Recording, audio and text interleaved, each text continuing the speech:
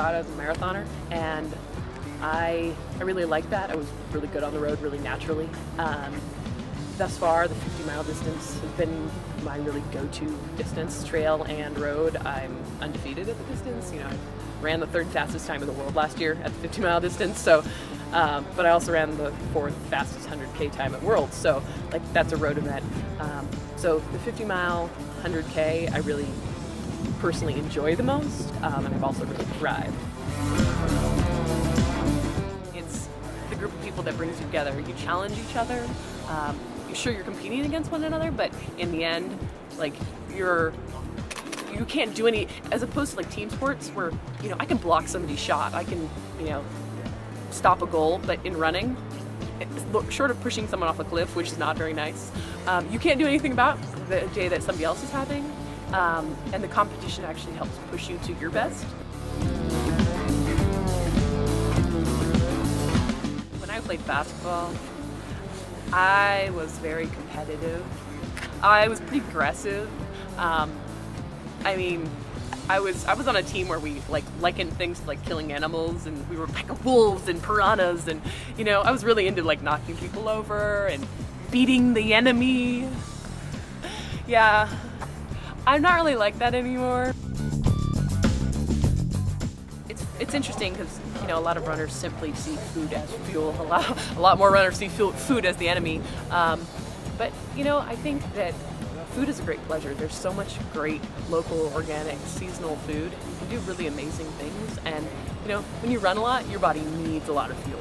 And, you know, one of the reasons I went to culinary school was because I wanted to be able to make amazing meals and not just have to eat something really plain and boring and just like, you know, I wanted to make amazing food at the same time as fueling myself really well.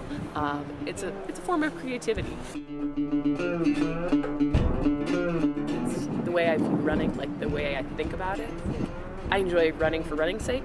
So for me, it's not about the competition, and I've actually struggled with that this year, like making sure that I'm running for that sake, because I run poorly if I'm thinking about where my competition is. So my biggest asset is staying to that kind of like core belief of like why I run, and that purity.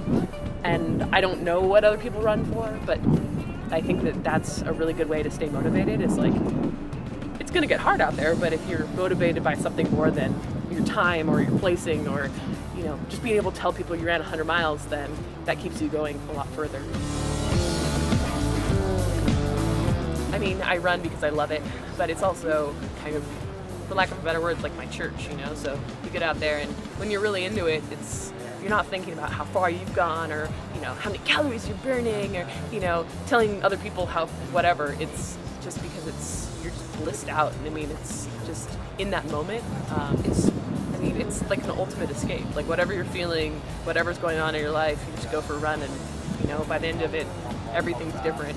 Whether it's because you have to think about how hard you're breathing, or, you know, where you need to turn, or watching out for traffic, or, you know, stumbling over a rock, or whatever it is, it's like you have to focus and be present. And my life philosophy is about being present. So running really, you know, I think it brings that to a head, because you can't do anything but be present, or you're going to probably fall off a cliff. Not good. And I do that anyway, so I don't need to hasten